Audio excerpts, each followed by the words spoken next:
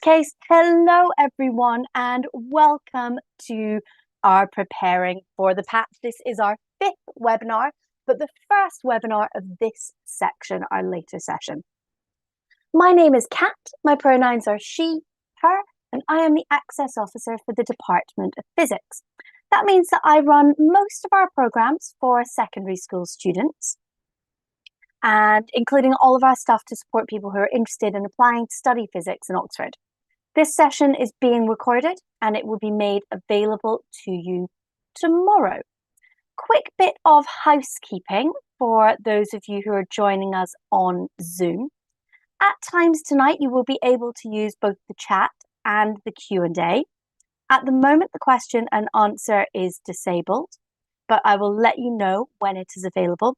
Likewise, at the moment, chat is enabled and you're all saying hello, which is great.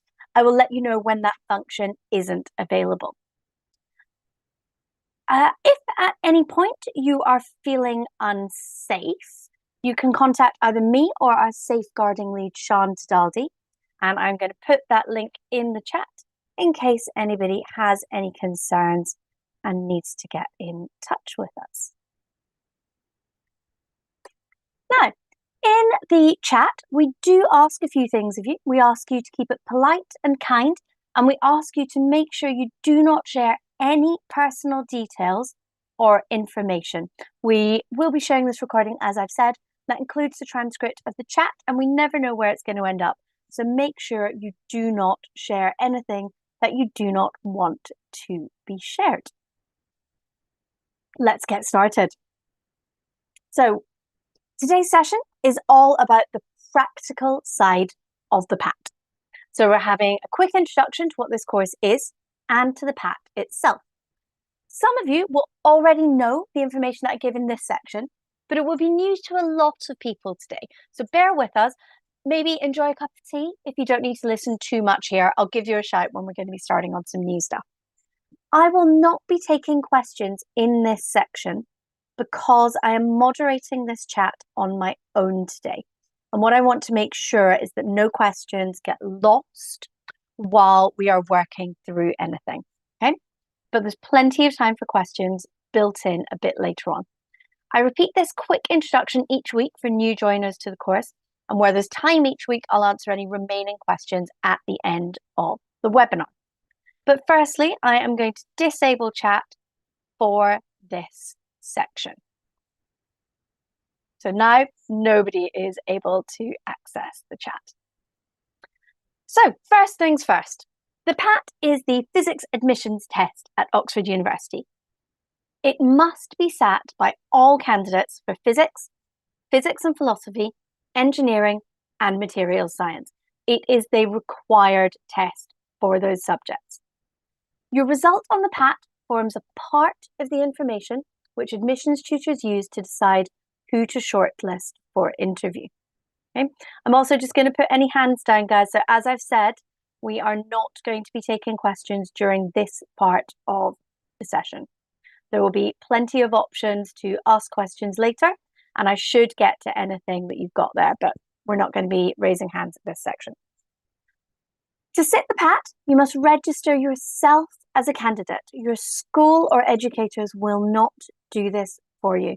It is your responsibility to make sure that you are registered and to make the appropriate arrangement. The PAT this year, will be in a slightly different format to previous years. It will be an on-screen, entirely multiple choice test. We think it'll be roughly 40 questions, but we know there will be a total of 100 marks. We've worked really hard to make sure that we can gain as much information as possible from this format, so the answers will not simply be 1 mark or 0 marks. The online test will include a built-in on-screen calculator, which looks exactly like a regular calculator and works in just the same way. You will do your working in an erasable booklet, which cannot be removed from the exam centre. So you will get at least 10 laminated sheets and a very fine nib pen, meaning you're not going to be working on like a primary school chalkboard where you've got to wipe them off or anything like that. The PAT syllabus is available online, and it is your responsibility to ensure that you have covered it. either by self-study or through your studies so far. Candidates sit the PAT all around the world. Our PAT syllabus is based loosely on the A-level syllabus. However, there are so many exam boards just dealing with A-level and so many exams across the world that everybody will have a certain amount of self-study to do. So again, the PAT syllabus is online and it is your responsibility to cover it. So that is what the PAT is all about. The PAT course, this webinar is part of it, part of the PAT preparation course, and I run this course on behalf of all subjects who require the PAT. So I've already mentioned the PAT is a required test for multiple subjects. The physics department run this course on behalf of all of those subjects. The Preparing for the PAT course is a set of 8 webinars, along with problem sets and summer assignments that we hope provide you with all the information that you need to take the PAT, to help you prepare for the PAT, and to be confident going forward into interviews if you are shortlisted. The timetable on screen at the moment is part of the timetable which is at the bottom of every PAT email, and it's always highlighted in yellow with where we are so that you can follow your progress. People are welcome to join the PAT course at any point during the time that it's running. So we've got some people who have been with us since the first webinars in June, some people who today will be their first webinar, and some people who will be watching this recording joining us much later on. So you can always have a look through and find out where we are. In each session, I'll make sure that I fill you in on any updates or news, and as I've said, I always give a quick reminder of what the PAT is and why you need to sit it. Today is our 5th webinar, as I briefly mentioned, and you can see us highlighted in yellow on this slide. This is the 3rd study focus, which means this is the 3rd area that we've focused on.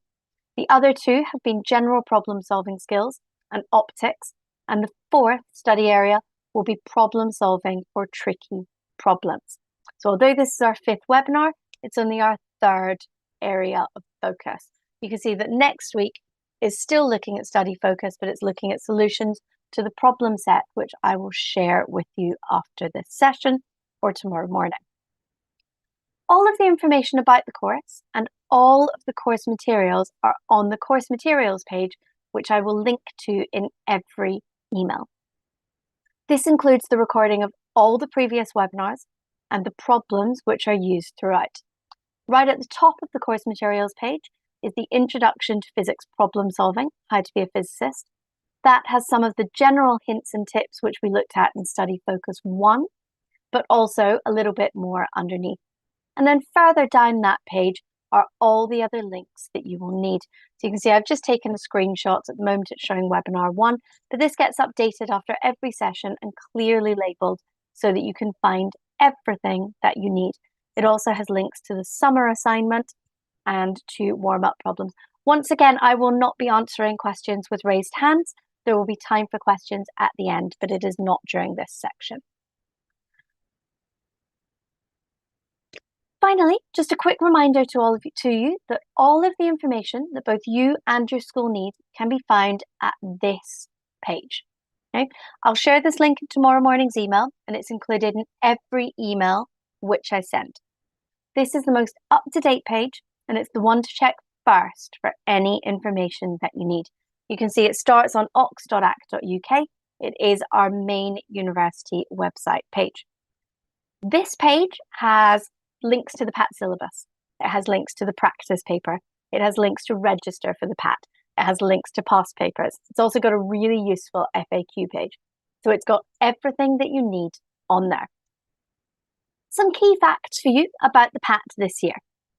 All tests this year will be sat at a Pearson Test Centre. These venues are in almost every country around the world, and when you register, you'll be able to select a centre which is most convenient for you. It doesn't need to be nearest to your home. It can be wherever is most convenient for you. For some people, this may involve some travel, hopefully not too much. Obviously, if you're an international student, we have fewer test centres and your travel may be more. This arrangement is a little bit different to last year's, but it's the same as the setup for tests like the LNAT and the BMAT, and it's the same as the Cambridge admissions tests this year. So all of those tests are being sat at these centres. Registration for the PAT has already opened, and it will remain open until the 4th of October. When you register, you can select a test centre, you can apply for access arrangements. It's free to register for the PAT. I'm going to take you through registration in detail today. The PAT this year is going to be sat on the 28th of October, which is a Monday. We are aware that there are some clashes, but you should have a good range of choices and hopefully you will be able to sit it. The test format, which I mentioned earlier, is new, but it's not as big a change as it seems because the questions are going to be really similar. Syllabus is unchanged. Even though it's not a big change, we still don't want anyone feeling anxious about it, so you can already access the trial version of the test, which I'm going to take you through later on today as well. So that is my quick PAT introduction and update. I hope it was useful. What we're going to be doing today, and in fact, moving on to what we're going to cover today. Oh, for those of you who are off enjoying a quiet cup of tea because you've seen my introduction before, now's your moment to come back. Hi again. So today we're going to start by looking in detail at that registration process, sharing with you where to find all the information that you need to get registered for the PAT. I'm then going to take you through what to expect at the test centre itself before moving on to the online test format, where we're going to look at how the platform works, how to make the best use of it, and how to use the on-screen calculator. Following that, we're going to move on to some general hints and tips for multiple choice question techniques. We're going to use some past PAT multiple choice questions to help us with this. Finally, we'll have a good chunk of time at the end for your questions and answers. So my aim is to spend the next 45 minutes looking at registration test centres, online test format, and multiple choice.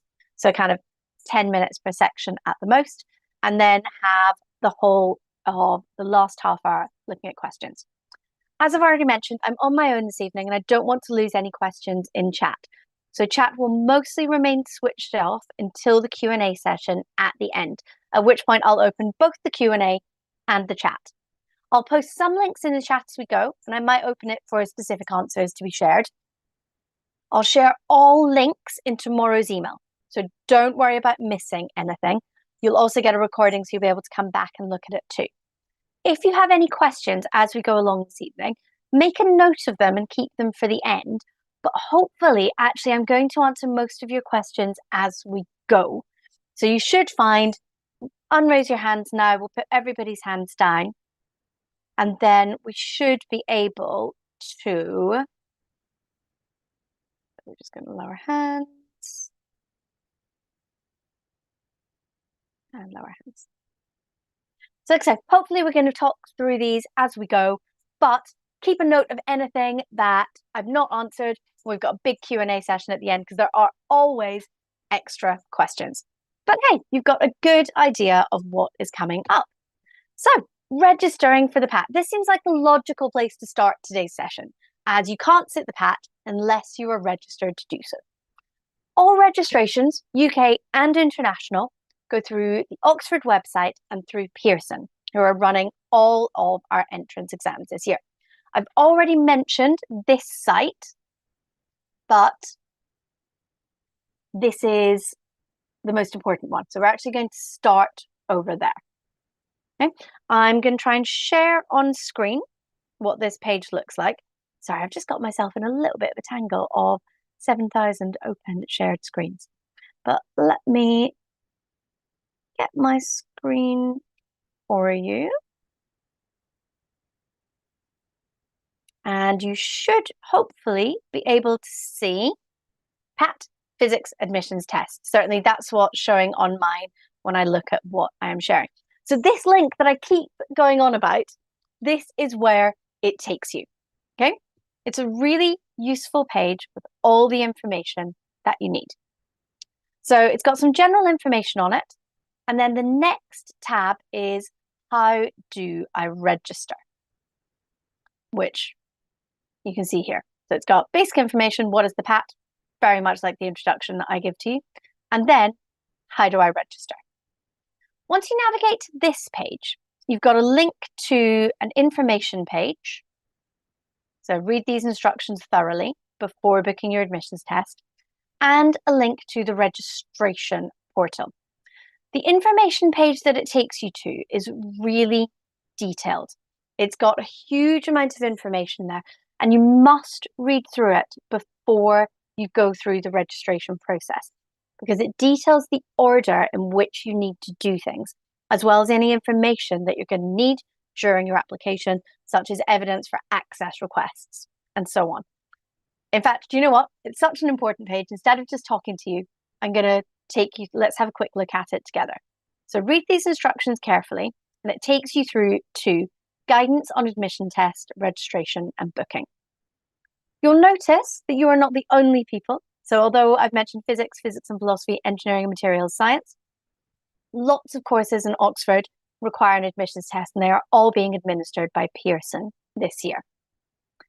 Once you scroll down, it tells you that you should register as soon as possible. Now, this is very important because we have a huge number of people who sit the PAT every year, usually around 1,600 or to 1,800 people every year. There are limited spaces and they are booking up quickly. So we recommend that you book as soon as possible.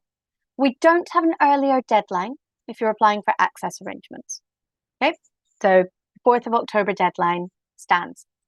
However, if you are requesting access arrangements, it takes a few additional steps. And so I would recommend that you do it earlier rather than later, because as our page says, you will be required to submit documented evidence of eligibility and have this accepted. The instructions then carry on down the page, although you can also download it and print it off if that is more suitable for you. Your first step is to go to the registration portal and follow the instructions to create an account. And we do recommend, if possible, that you do this on a larger screen so you don't miss anything. If you can't, you should be able to get it to work. It's just easier on a larger screen. So this is what that page is going to look like. Now, as part of this process, you will be asked for your UCAS ID number, because we only accept people sitting the PAT if they are also applying to study at Oxford. So you can't just sit the PAT, you also have to be applying to study with us. Some of you will already have started that process. You already have an account with UCAS, you've started an application, in which case you go to your profile and you just enter the information as soon as you can. If you haven't yet done it, don't worry, but you will need to return to your test account and put it in before you do that, because otherwise we're not going to be able to match your test registration to your application, and your test booking might, you run the risk of your test booking being cancelled. Okay? Then once you've created your profile, you're going to select your course and you'll automatically be registering for the PAT. Okay? Up until the 4th of October, you can return at any point to withdraw your admissions test booking, to rebook at a different location, to change your course selection, to put in that UCAS ID, all of those things. Please be very careful entering your personal details. You will need to produce identification when you attend the Pearson Test Centre. It should match your application. So please take care and make sure you get that right. So that's the basics. Step 2, I've already mentioned access arrangements. Now, if you don't require any access arrangements, feel free to skip on. If you require any access arrangements, and for those of you, some of you might be wondering what that could be, it can be anything from needing extra time because you are dyslexic, to requiring extra rest breaks because you have a medical need for that. It can also be requiring a screen reader if you have visual impairment and you're not able to use what we've got. There are lots of options for what access arrangements may be, which is why we've not got a straightforward register here. You must let us know as you start your application if you require access arrangements. And our website is very clear. If you do not request access arrangements at the time of registration, you will need to go back, withdraw your original booking, and register to book again. It just causes you additional headaches. Okay? You should only request arrangements which you would have in other public examinations, so such as your International Baccalaureate, your A-levels, your Advanced Hires, your Irish Leavers Certificate. If you have extra arrangements in those, you may request them. You can't ask for something different that you've not got evidence of. And you will be asked to supply documented evidence of need. Okay? And this is why we ask you to do it just a little bit early, so that you can get them sent through. Okay? And as said, there's not an earlier requirement, but you will need to make sure those documents are uploaded before the 4th of October. Okay? So if you apply before the 20th of September, you can go back and upload your evidence a bit later. If you apply after the 20th of September, you're going to need to have all that evidence ready and do it in one go. Okay? And there are different categories, but you can read through that on your own. So you've done your basic registration, you've done your access, you then get to the point where you can book a test at a Pearson Test Centre. Okay? Gives you an example, you'll be able to click through, select your test, and it will try and help you. Okay, so that is what this page is going to look like. I hope that was useful to you, and you can now see how you register. Let me go back to sharing our PowerPoint.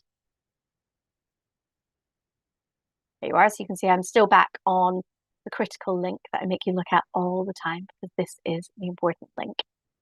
So I hope that was useful to you, and you can now see how to register. Now, really important, you may encounter small problems. And the most common one I've had people getting in touch with is not being able to find an available test centre. Now, at the bottom of that guidance page where we just were, there is a list of help. In fact, that didn't last long. Let's go back and I'll show you that. And it includes all the details of who to contact, including Pearson, so that you can contact them directly. So let me switch my share back to that guidance page. And I will scroll all the way down so that you guys can see it. So at the bottom, it says additional support. You've got view our FAQs or contact Oxford's undergraduate applicant help desk with questions regarding your application. Contact Pearson View customer service with queries about your test centre booking. So if you are not able to find an available test, Pearson are your first contact point. When you follow that link through, it won't just give you a number in the UK to call, it will give you all of your regional details for Pearson so you can contact them directly, and they will help you to locate a test centre with availability that might not be showing on our system. So if you're having any issues with that, get in touch with Pearson. If you're having problems, for example, with UCAS IDs not matching up, contact the undergraduate applicant help desk to make sure that there is not any problem coming through with that. For most test inquiries, I'm not the person to contact because, as you can see, I'm not working behind the scenes on our databases. So I do encourage you to contact the undergraduate applicant help desk and Pearson first. If you don't hear back from them, drop me a line and I can usually give the testing team a nudge just to say, actually, people are still waiting. Can you make sure that this is all sorted? I highly recommend that you do this early so that in the unlikely situation that there are any problems, you have got time to fix it. Now, a few important points. Registration is open. Get booked as soon as possible. Test centres are filling up fast, and you'll need to plan your travel as well. As I've already said, we cannot accept late registrations for the PAT. That deadline of the 4th of October is a hard deadline. Get booked in as soon as possible, because if there is a delay in uploading anything or in finding a test centre, we cannot accept late applications. Once that registration deadline has passed, if you are not signed up, registration is closed for the 2024 PAT, and you will not be able to sit it and apply in this admissions cycle. So you must get registered. Also, quick note, registration should be free for all candidates. If this is not the case, use the links that I've just showed you to let us know so that we can look into it ASAP. So registration for the PAT is completely free. Okay. That is registering for the PAT. Hopefully I've now taken you through all the kind of logistics of that, what it's going to look like, what the pages look like, and you now know who to go to for help. Once you've registered, you're going to start planning your day, and I thought it might help you all to know what to expect, because Pearson have a guide on their website that takes you through their centres, through the process of signing in on the day, and from what I can see, it's really similar to the test centre that I visited in Oxford to find out what it's going to be like for you guys and see the exam books and the little booths, and I assume they're all pretty similar. So let's take a quick look at that now. The link on screen takes you through that tour, but once again, do not worry, I will be taking you to all of these tomorrow, or sending all of these to you tomorrow. I'm going to go back to my guidance page, and now here is our tour of Pearson Professional Centres. And you can see they look very formal. So you can see the little booths where you're going to be sitting your tests. If anyone has ever sat a UK driving theory test, it's those centres. So let's have a little look through these one at a time. We'll take you through. So when you arrive, there will be lockers available for you. And in those, you're going to be able to place all of your personal belongings that you are not permitted to take into the test centre. You can see here, we've got somebody popping their belongings away. You will then proceed to the check-in desk where you will show your identification. This is why I was saying earlier, make sure you're really careful when you're typing in your ID details that it matches whatever ID you are taking. And they'll help check that, make sure you're at the right test centre at the right time, which I really hope you are, because that would not be a good outcome to accidentally end up at the wrong test centre. So let's just hope that doesn't happen. But they'll check you in.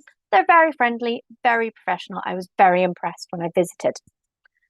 You'll be asked to provide a digital signature, and in some places they may do a fingerprint. That was not the case in the centre that I was at. I just had to sign for access. They're very secure centres, and we're confident that this is going to mean we've not got any leaks of the test when people are sitting them in different time zones. So we're really excited to be working with Pearson on this. They will then take your photo and you'll move on to the desk before you go through. It's called this proctor station that you can see here with this lovely person in yellow who's able to supervise and make sure that there is no cheating taking place during any of the tests which Pearson administer. And that leads you then, so once you've checked in with this person, they will assign your desk, you go through and you'll start taking your PAT. Things like extra breaks, extra times. The proctor who is watching, that lovely person in yellow, is able to pause your screen and give you extra time. And Pearson will have a note of all of those access arrangements. So they will have absolutely everything that is needed to make you feel comfortable and make you feel safe as well. They are absolutely the professionals in this. It's like, say I visited a test centre and they took us through, showed us the process. It was really secure, really sensible. They knew exactly what they were doing, and hopefully you will all find the experience as smooth as possible. So top tips for the test centres, just like I gave you my top tip for registering, which was do it early. I've got some top tips for the test centres as well. I would say plan your journey well in advance. As soon as you are registered, you will know where you need to get to and when you need to get to it. Figure out how you're going to do it. Are you going to do it by train? Are you going to do it by bus? Are you fortunate enough to have somebody who's going to keep you company, or maybe even somebody who's going to drive you? Have a backup plan in case of disaster. So don't be reliant on the train that gets you in with exactly 5 minutes to spare. Get the one before that, so that if it doesn't turn up, you can get the one that gets you there with 5 minutes to spare. So plan your journey well in advance, have a backup plan in case of disaster, and make sure you are confident of how to do that. Aim to arrive in plenty of time. You're not allowed to enter the test centres too early, otherwise that little waiting room that I showed you would absolutely fill up. But you should be in the vicinity with plenty of time to spare so that you can go into the test centre as soon as you are allowed to. That's going to help you deal with your nerves and help to make sure that everything runs smoothly for you. Make sure you know what ID you need to take with you. That will all be specified when you do your registration. It will tell you what you're going to need to provide. Know what you can and can't take into the exam and into the test centre. So likewise, make sure you are confident in knowing exactly what is allowed to go in with you and what is not. The regulations at Pearson test centres are very similar to those sitting public examinations in the UK, so you would not be allowed to take in a smartwatch or a phone, for example. They will also check your glasses to make sure they are not smart glasses. But don't worry, there's never any physical contact while they're doing this, and they will not make you feel uncomfortable. Because the test is online, most of them don't allow you to take water in, but there's always little water fountains you can get up and have a drink. That's not a problem at all. If one of your access arrangements was that, for example, you have an insulin pump which is linked to an app on your smartphone, you may have permission to leave that with the proctors, or you may have worked out where that's going to go. But know in advance what you can and can't take in so that you're not in a weird situation of trying to figure that out on the day. Now that you know how to register, you know what the test centre looks like, and you know what to plan for, let's move on to the online test. Now, big surprise, you access the practice test via that same testing page that we looked at earlier. You can access the test as many times as you like. I'll just put that link back up. Oh, why have I skimmed forward? That's a bit weird. It's all gone up at the same time, that's why. So you can see the link up at the top. You can access that test as many times as you like, and you can access it just to use the calculator, even if you aren't using the test yourself. The practice test is an accurate representation of how the test will feel, but the mix of maths physics questions isn't accurate, and the number of questions might change a little bit too.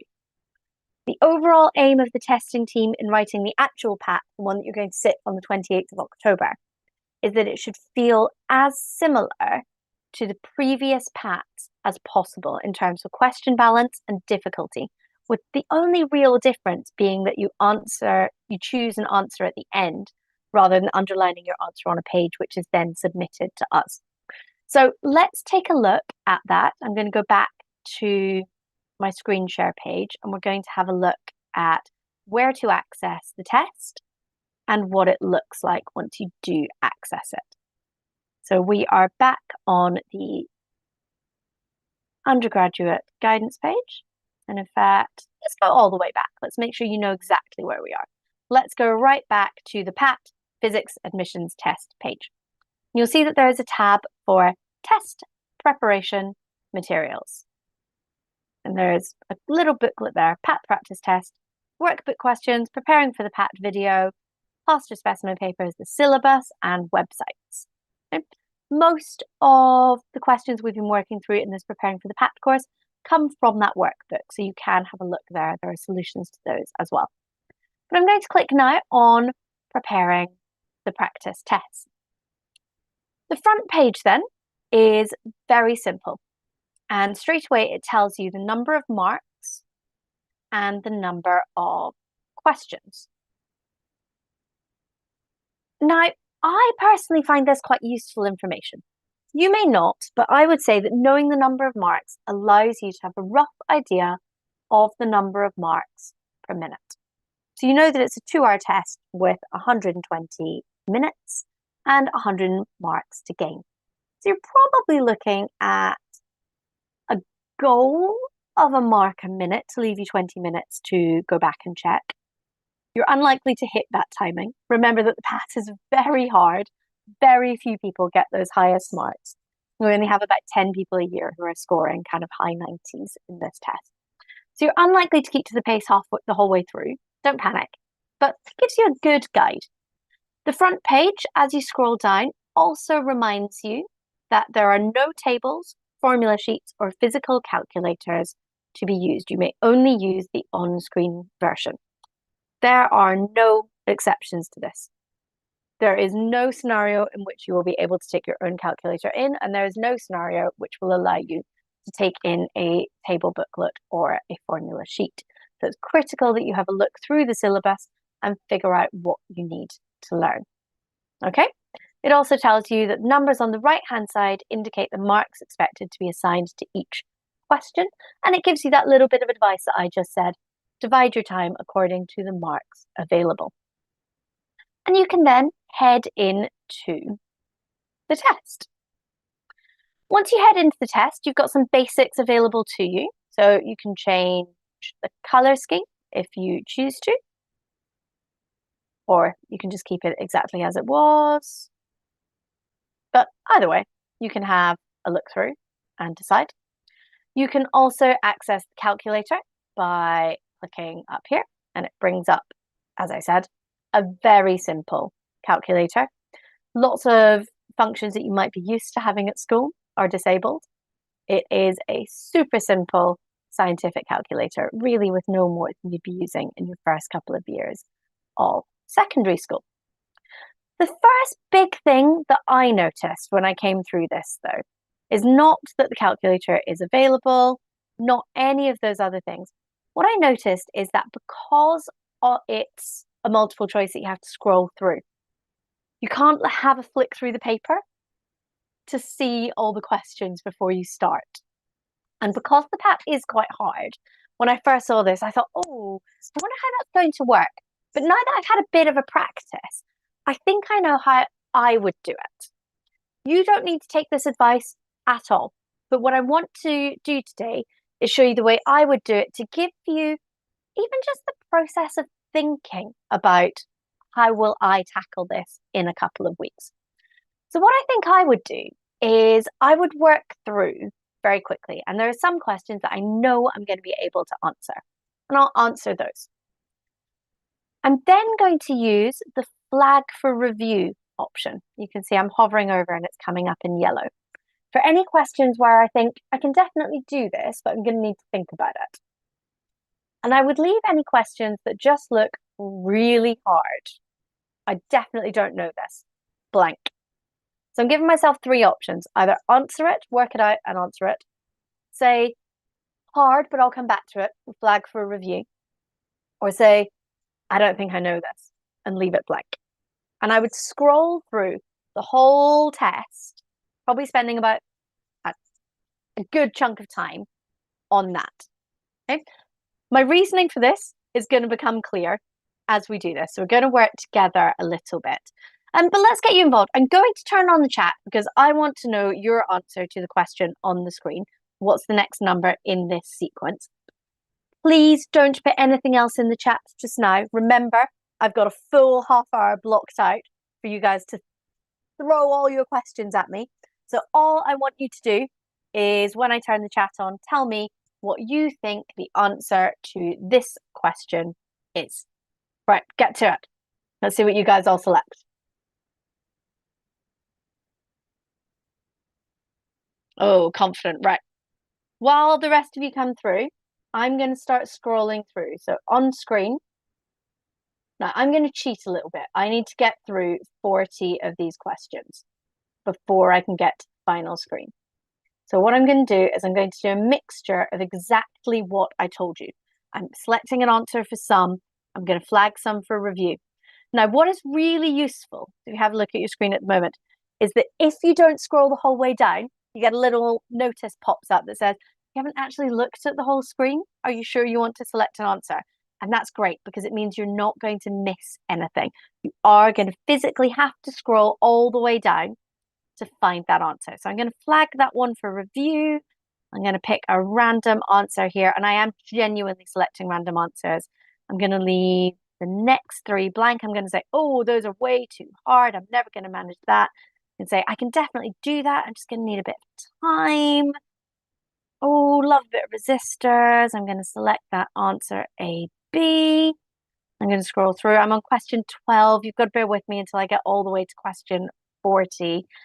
But thank you for all of your suggestions. I like that you're all getting to it pretty quickly. And for anyone who has not yet had a look through the test, hopefully this is giving you an idea that you are going to need to get all the way through it. But it's all pretty simple to use. It's nicely laid out, nice and clear. You're going to be able to zoom in and out if you have any access arrangements that make that a problem for you. We've made sure that all of the diagrams zoom as well, because sometimes we have the issue where things are saved as images and they don't zoom particularly well. hopefully that's not going to be an issue this year. It's something we've been thinking about. I've made it to question 27. Wish me the very best of luck. Thank you, everyone, for listening so well to my instruction as well and keeping the chat very clear for me, because it means I can focus on the 3 different screens I've got, all of their different sharing, the enormous number of questions that I'm skipping through, and keep an eye on the chat. Love a bit of solar eclipse. I'm going to leave that. Oh, I'm getting a warning that I didn't see all the pictures. Where have I got to? 34. I'm almost at the end.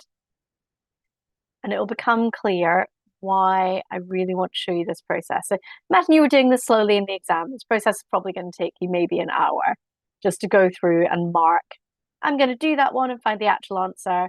I'm going to say I'm going to come back and do that later. I'm never going to be able to answer that. I can answer that. I'm going to work through it. And all the while you'll be doing your working on your whiteboards, using the calculator and all those things. Now, once you get to the end, so I've scrolled all the way through, because once you get to the end of the paper, having done that, you come to this really useful last screen, and hopefully it will all become clear why I recommend going through the paper once with those 3 categories. This is because when you get to the end, it provides you with a review screen, and you will be able to see I answered those questions. So I've done my working, I've answered those. I might want to check my answers, but I know that those are done. I can also see I've flagged this one. So I'm going to go back to that one. I'm going to figure it out. And that's going to be my next set. And then I can see the ones that I skipped completely. I didn't flag them and I didn't put an answer in. Those are the ones I'm going to go back to last, see if I can figure them out with the time that I've got available, and just select an answer that seems sensible. If not, because it's multiple choice, there's no point in leaving blanks. But once you're on this screen, you no longer have to work through it in order. So you have to work through it in order once, but after that, you're able to go back to the question, go back to question 4, one that I flagged for review. I'm able to read through it, select an answer at complete random, and then I can go back to the review screen. So I'm now able to jump back and forth. And for me, that is the benefit to having those 3 categories as I go through it. You absolutely do not have to follow my advice. You are all individuals and you can come up with a method that works for you. But what I really wanted to show you today was an idea of how an online paper might be tackled. Because inevitably you are going to tackle it differently to a paper, like a physical paper. Because a physical paper, you're able to flick back and forth. You might be somebody who absolutely sits down and works from the front to the end to see how far you can get. You could try that here, but I would recommend, because the PAT is a hard paper, you will probably run out of time if you take that approach. The PAT is definitely a test that lends itself to thinking about what you can answer well. So I would recommend having a play and having an idea of what the best technique for you is going to be. And you can use this test as many times as you like to practice that technique and decide what is going to work for you. And that's the most important thing, is that it works for you. Let's go back to my online test screen now. So I've already told you, make sure you keep an eye on the number of marks per minute to give you an idea of timing. You're not going to stick to it, absolutely not, but it just gives you an idea.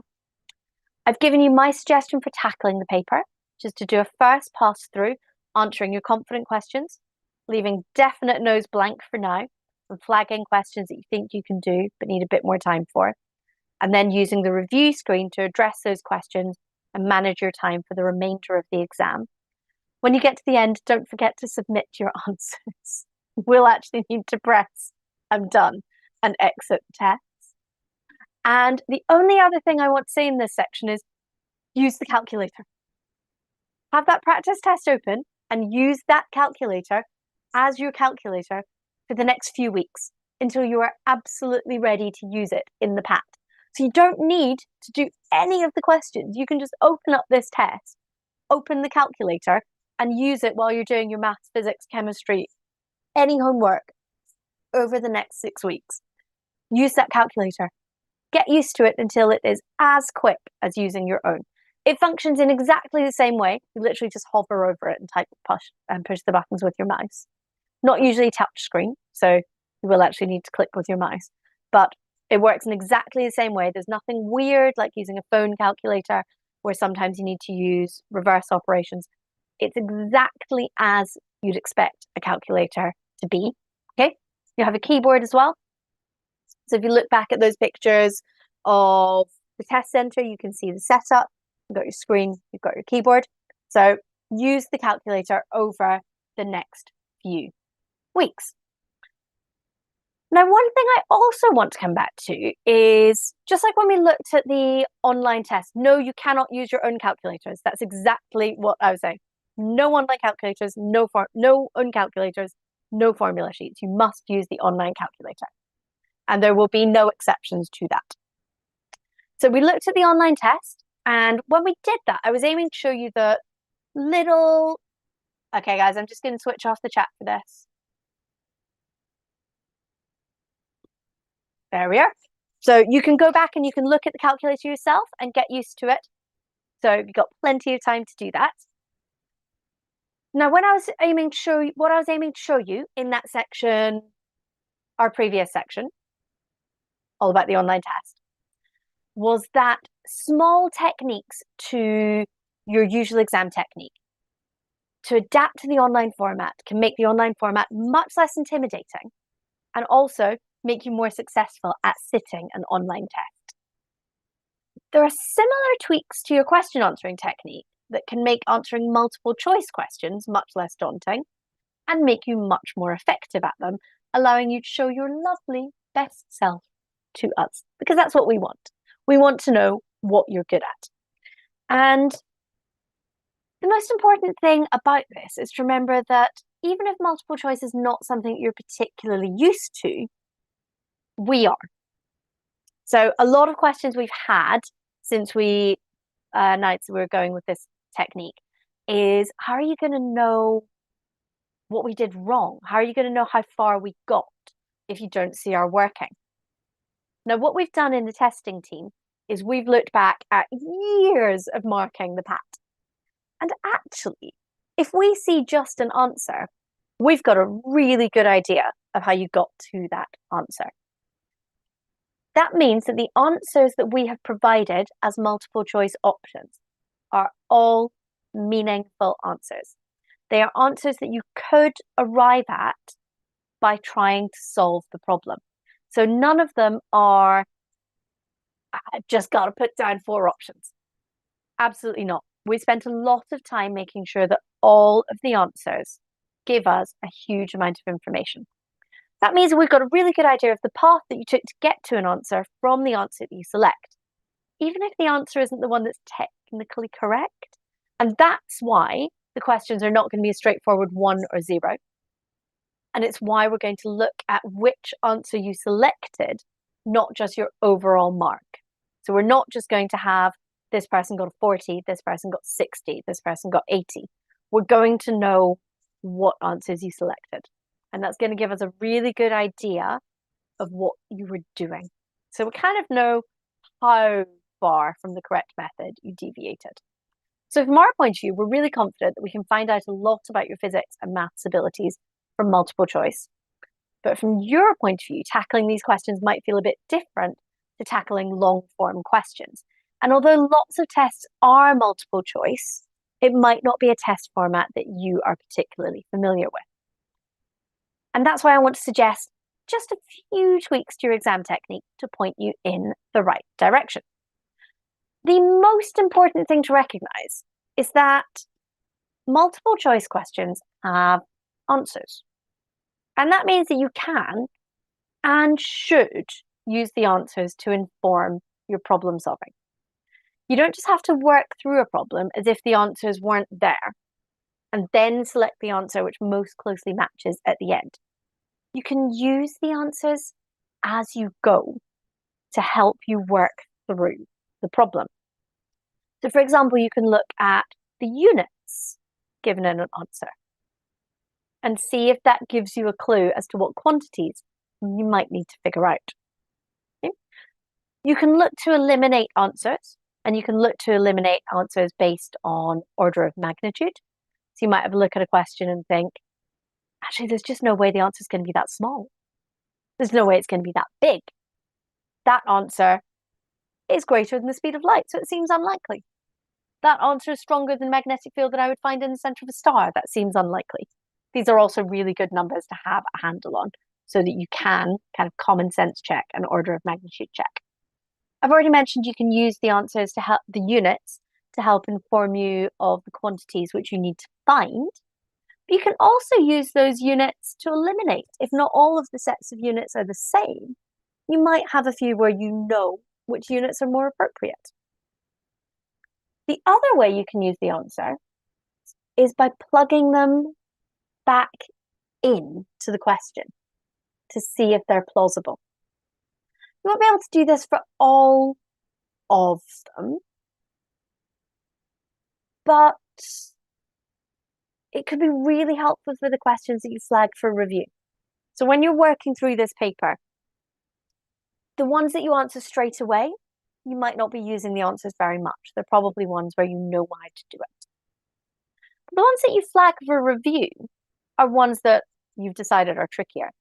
And here you might find it really useful to actually make use of those answers, to look at what we've got and to put them back in and to see which ones are plausible. And for the questions that you've left blank, the ones that you've said, this is really hard, I don't know this, you will be able to make a selection. You don't just have to leave it blank, unlike in a long form answer. And you can make a much more educated guess by using the answers to inform that. Now, let's have a look at some previous PAT multiple choice questions, because although the PAT has changed format over the years, it has quite frequently had multiple choice in it. So I'm going to go to the 2012 paper. No surprises. I found this paper through that first link on our main Oxford site. So here is a 2012 paper, and this question is kind of similar to some of the questions that I'm going to set you in problem set 3. And here you start to get an idea of the variety of multiple choice answers that we can present you with. So we're told a massive slider starts from rest from a point S, which is at the same point as a point T at the top of the track. It slides along a frictionless circular track as sketched in the figure below. The slider, and then you've got some options. Slider either doesn't get to T, slider gets to T and then falls straight down. The slider gets to T, then leaves the track and falls down following a parabola trajectory to the left, or it passes T, staying on the track all the way through. Let's open up the chat. Let's see what our consensus is.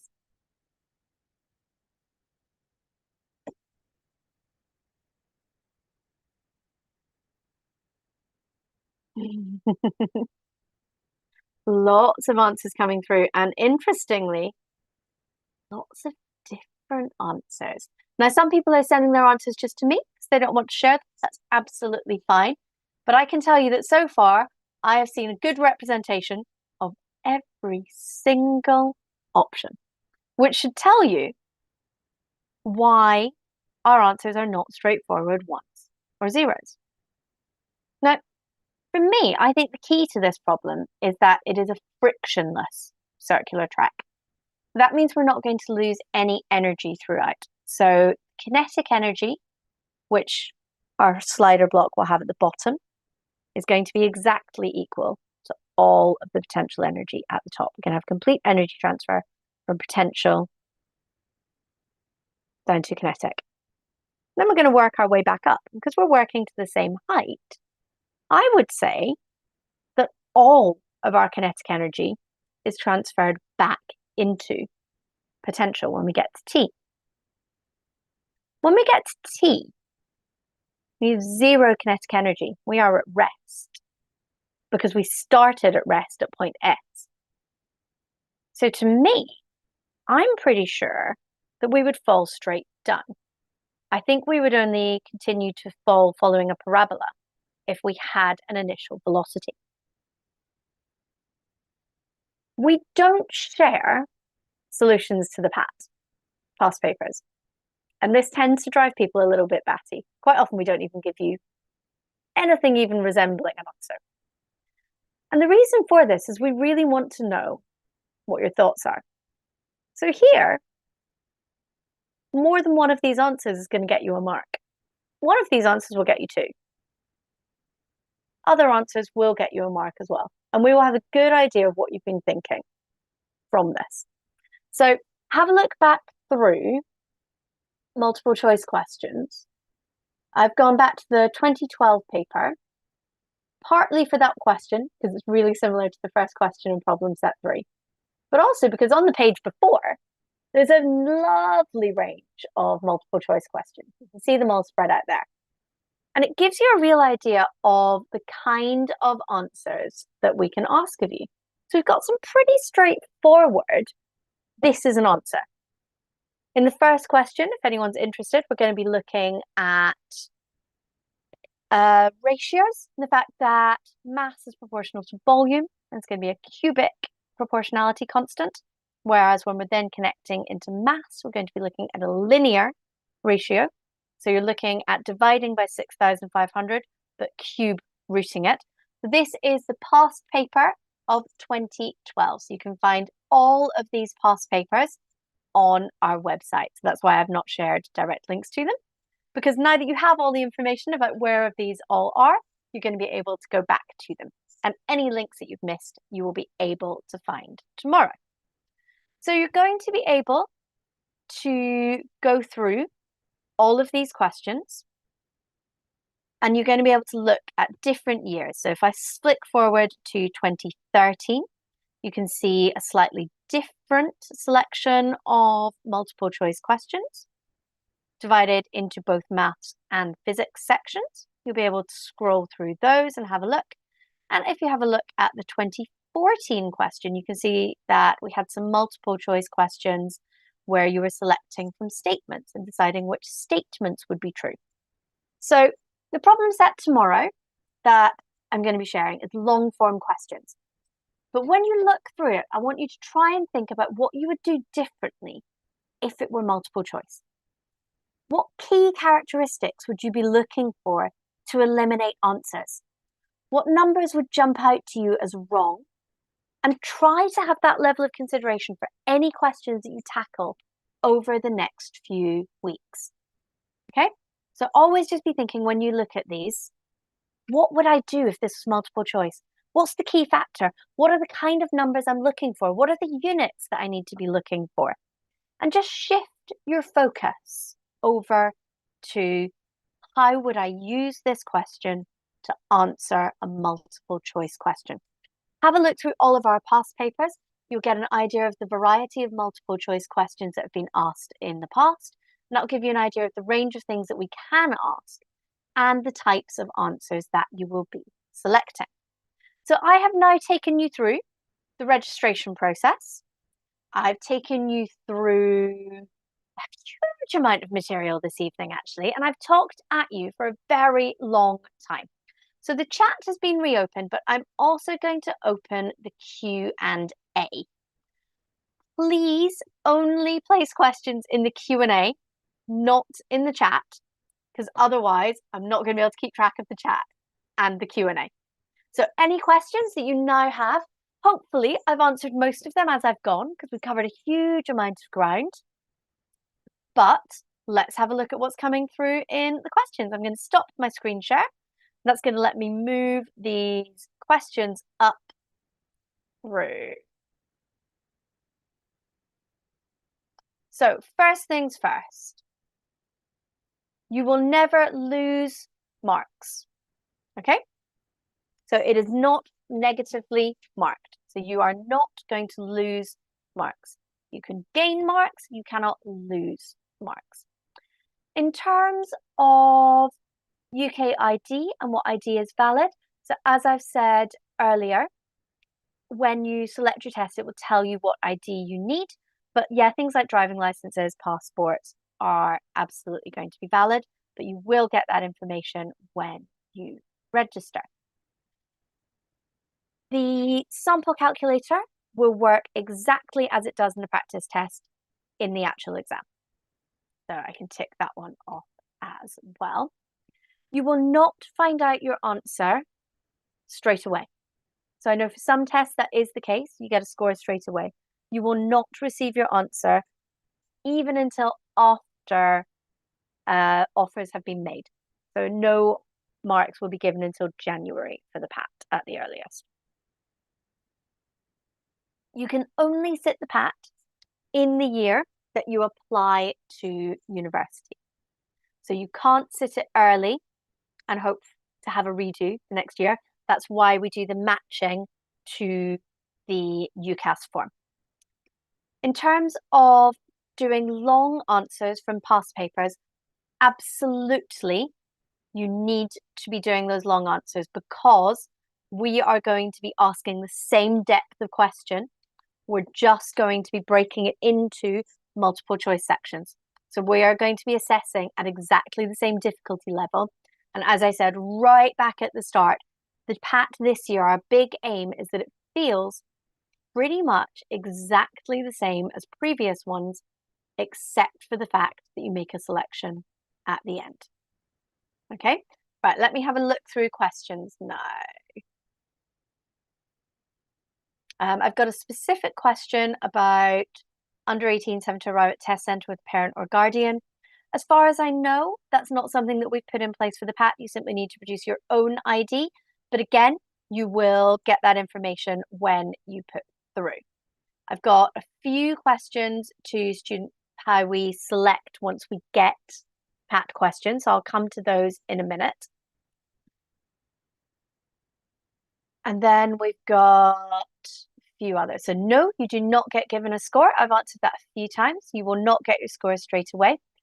The questions do tend to get progressively harder in the PAT, but I would make sure you work your way through the paper in 2 runs to make sure you don't miss anything out. So the questions do get harder, but sometimes there will be an odd hard one earlier. There are not currently solutions to the online PAT. As I've said, we tend not to release solutions to the PAT at all. There are some YouTube videos of a selection of answers that me and a couple of my colleagues have taken through. Your workings will not be checked. So as I've said, we will only get your multiple choice answers. We will not get anything else. Number of options given per multiple choice question will be similar to the one on some paper. Yeah, might vary a little bit from question to question. Have a look back through the questions we've seen before. And somebody else has mentioned in the chat that although there aren't official solutions, there are unofficial solutions. So you can have a look at those, but they are not absolutely guaranteed. The working booklet and pen. So if you think right back to the start, I mentioned that you get a whiteboard booklet. So you get basically a page sheet of 10 laminated squared paper sheets, A4, and a very nice pen, which works beautifully. And you can ask for extra booklets if you need them. So you won't need to be erasing anything as you go. We don't have specific multiple choice materials. Instead, we suggest that you go through previous PATs. Okay. Specific log functions on the calculator.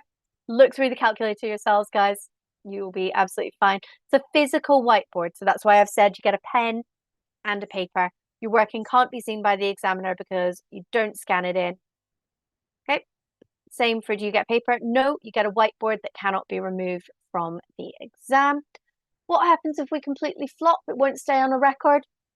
I mean, we'll have your results, but you get a huge range of PAT scores every single year. So we always have a massive spread of PAT scores. PAT taken when applying with predicted A levels. Firstly, is the PAT taken when applying? Yeah, so you would, if you're applying for starting university in 2025, so if you want to start university at this time next year, you will sit the PAT this year. And for most people, that means you won't have your final year's exam results. So you'll be putting predicted grades into UCAS or not. I'm not totally sure. I think your answers are automatically submitted if you don't, but I would highly recommend that you try to submit your question. How is that certain number of marks assigned to each option? Yes, so that's what we've been looking through. So some options will be worth 2, some will be worth 1. You won't obviously be told because that would then tell you which ones are right and which ones are wrong. But yes, absolutely. A few questions. If something comes up personally, how can I change the time for your test? You can go back onto the testing platform and you can try to change it, or you can contact Pearson, but you may not be able to change. So, okay. Few people asking about UCAS ID matching. If it hasn't matched for a little while, get in contact with the undergraduate admissions team and ask them. Okay. You will not need to bring proof of access requirements to the test centre. You will, when you provide that with us and we agree to it, that is evidence enough.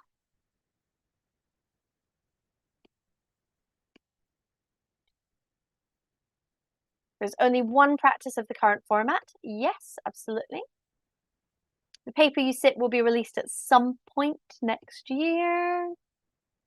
You will need to bring ID, not a letter from your school that confirms your ID. You will need to bring ID. What's the point of doing past PAT papers if you cannot check your answers with a mark scheme?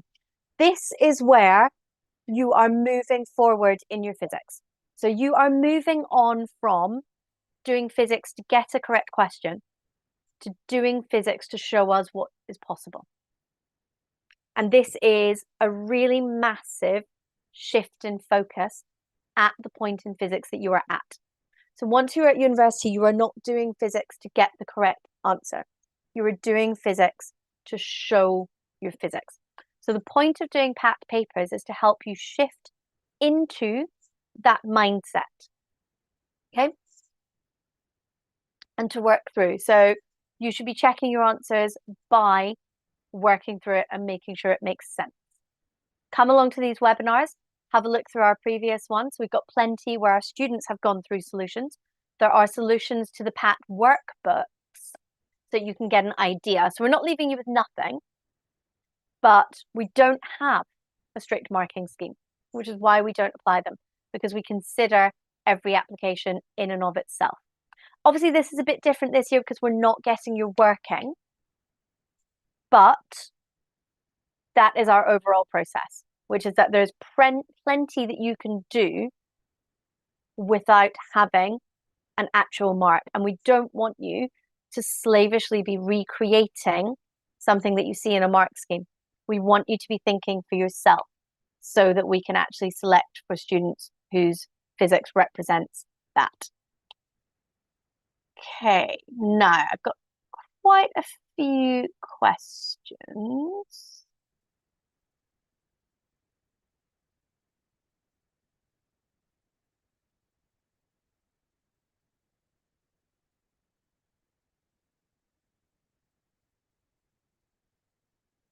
I'm just having a scroll through. Again, questions about the solutions. I think we've covered that. So there are solutions to the workbooks. There are videos that you can watch, which we have specialized. There are PAT webinars that you can watch recordings of.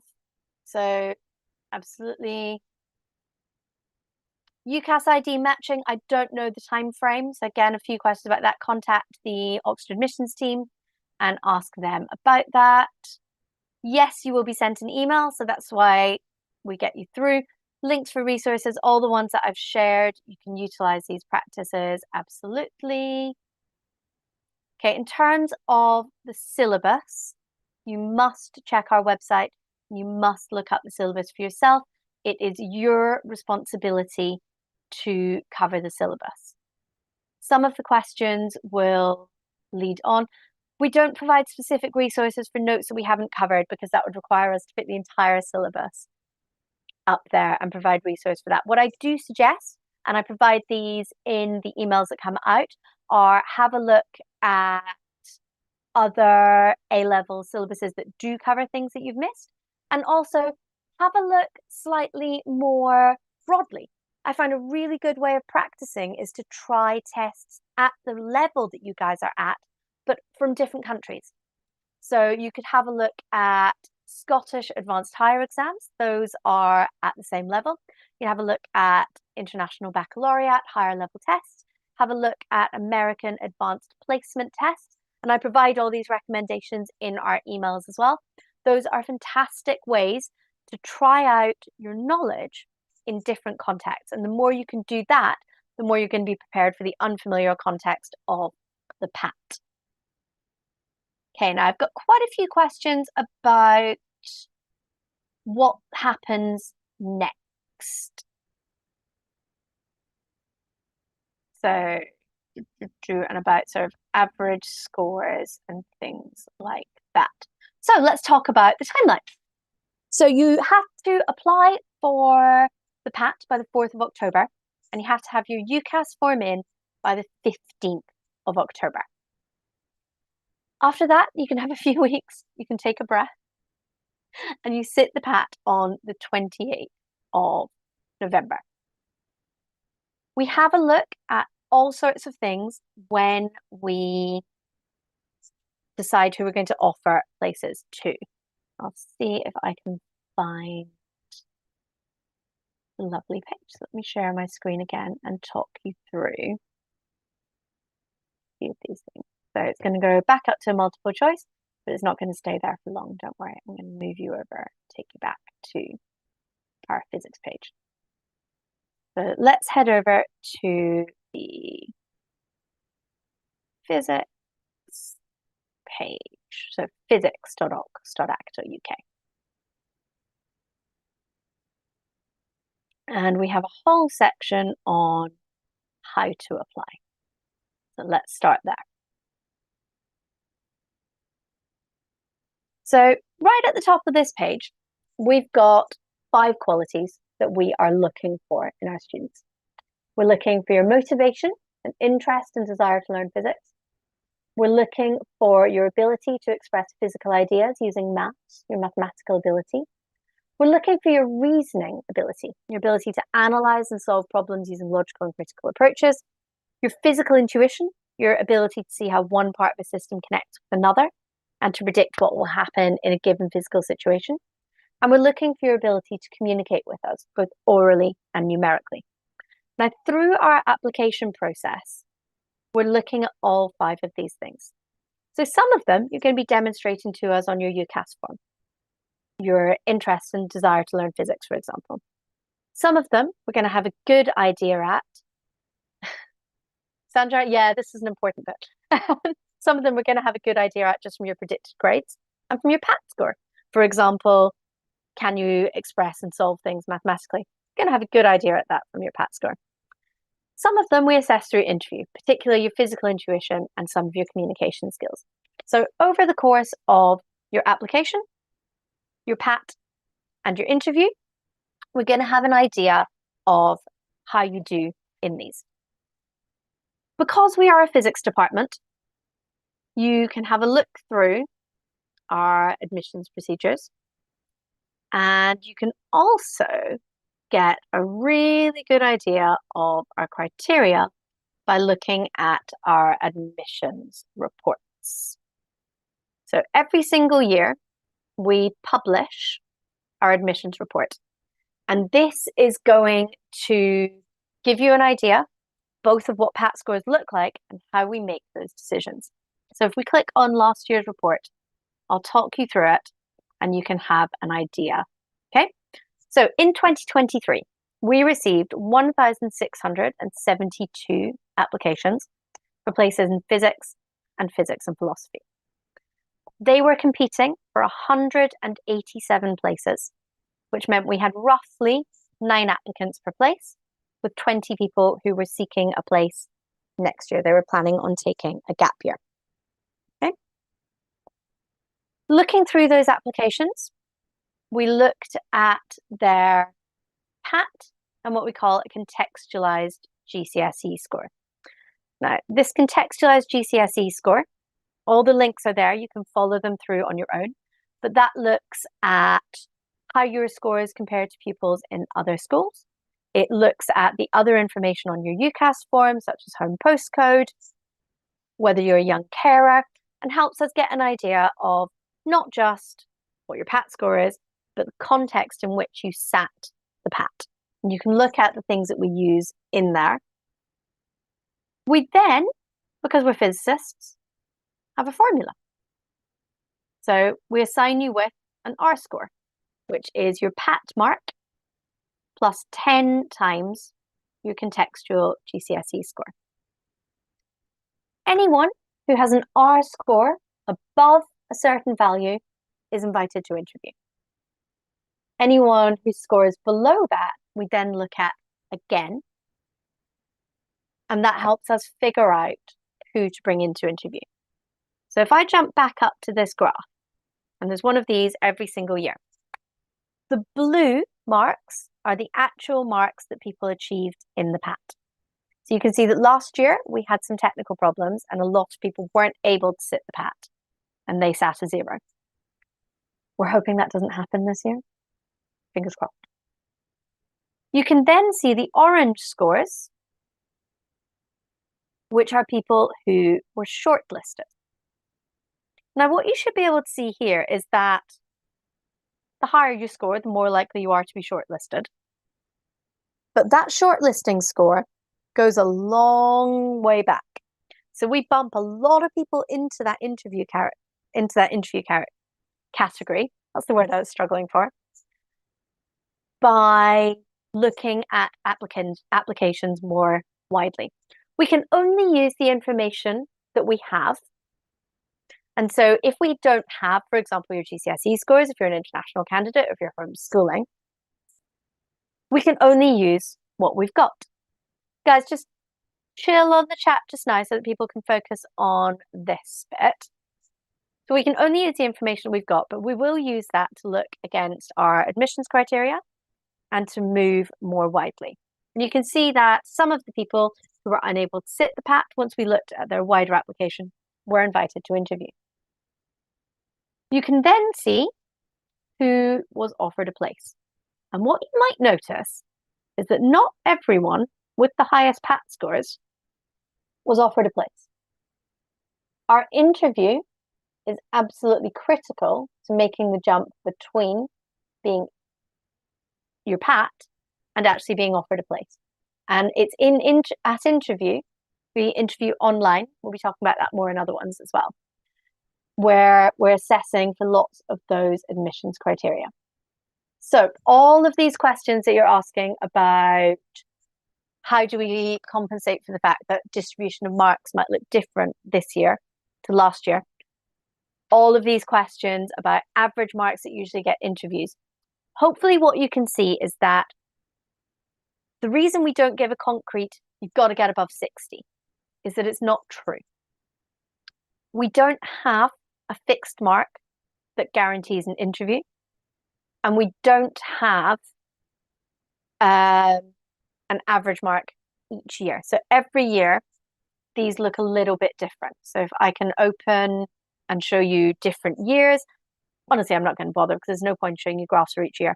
But we will this year be looking at a graph which is different to last year's, which is different to 2022, which is different to 2018, which is different to 2016.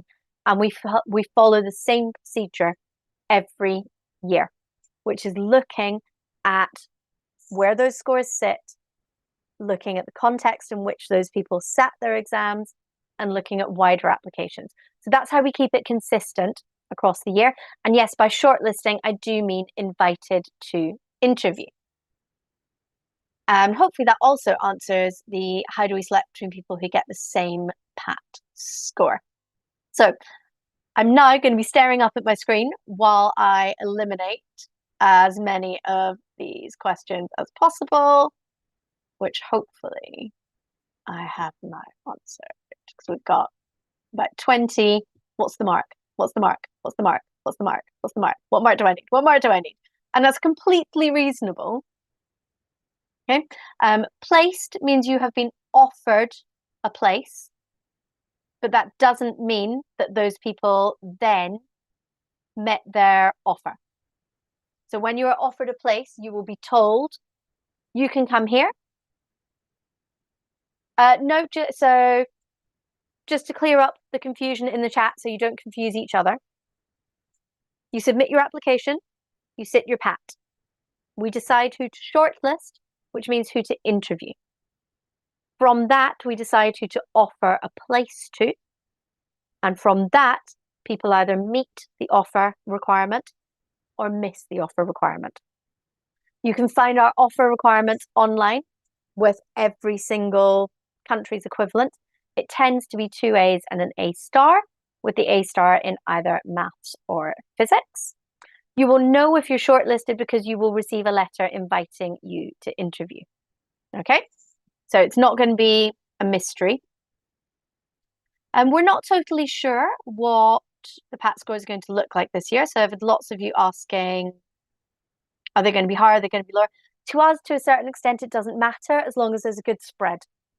Because every single year, we have a spread of marks on the PAT. And we can just see who was highest and we get an idea of that. Answered a few times. Absolutely, you do your PAT in the year of your application. You cannot sit the PAT in a different year. Those of you asking about equivalent grades in the International Baccalaureate, all of those equivalents are all on our website. So I don't want to make the mistake of accidentally giving a wrong one because I've been talking for an hour and a half and I might get the wrong answers, but you can all have a look on that, okay? We can talk about interview technique a little bit later. I think we're in the webinar series. I think we're running out of time to get to those today. PAT scores are not released until after offers have been made. Okay, and they're not released to anyone. So I think that answers those. Preparation for interviews. So this course is really tight on time. We're specifically looking at preparing for the PAT. So we don't have much time to talk about interviews within this, but we'll make sure we've got some time throughout this to ask. I've then got a few people asking, can I skip the interview if I've got a high PAT score? Nope, everybody must go through every single step. I've got a few people saying, does personal statement matter? Yes, absolutely. So as I was saying, we take into consideration your whole application. Those of you who are asking about applying from different countries, there are Pearson test centres in almost every country. So you need to get yourself on that registration page. You need to look for a test centre. And no, being shortlisted and placed is not the same thing. Being shortlisted means you are invited to interview. Being placed means we have offered you a place. So we have 8.9 people, 9 people per place who apply. We interview 2.5 people per place, and we offer roughly 1 person per place. Okay? Let's have a look. Got a few more minutes. Lots of questions about things like ID and about content. The syllabus is on our webpage. Have a look at the syllabus, make sure you've covered it, and have a look at the past papers. The syllabus will not detail every single thing. So it's not like looking through an exam specification where it will tell you, you must be able to do this type of integration, you must be able to do this type of integration. It's a rough idea because we can ask anything in a problem-solving context. So have a look through both past papers and the syllabus. I would say it's absolutely worth putting a guess in any question rather than leaving it blank with it being a multiple choice. So if you think right back to where I was saying I'd go through this in 3 categories, I'd say I can definitely answer, I'm going to work it out and put an answer in. I'm going to flag this for review and I'm going to figure it out and put an answer in. And leaving that blank, it's really hard. The last thing I'd do is go back to those finding it really hard and go through. Okay, had a really specific question, how many people are shortlisted each year and get below? I've just taken you through that on 1 year's website, so you can go through and you can find that yourself. We've done overall timelines. Said a few times, you do the PAT in the year you apply to university. You cannot do that at a different time. UCAS ID matching. Again, contact the university admissions team via that FAQ if you need it. Scientific constants, some will be provided, some will not. It's a good idea to have at least an idea of the rough number so that you can do an order of magnitude cancellation. You don't get a score at the end. Lots of answers. After the patch, you start thinking about interview preparations. Absolutely, you should be thinking about that all the way. So our big aim with the PAT is obviously it's only valid for Oxford. We're asking you to sit the test for us.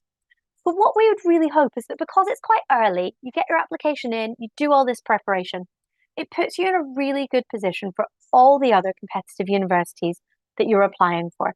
So all this extra work that you're doing should actually reinforce your A level. It should make you more confident in school. If you're sitting the IB, the advanced higher, all those exams that you're sitting this year, preparing for the PAT should help you feel more confident with those. And likewise, when you start thinking about what a university interview is going to be like, that shouldn't feel like extra work that you only do for us. It's really applicable to all of the other interviews that you're going to be working through. So by all means, work through this process and enjoy it. It should be a really positive experience for your physics.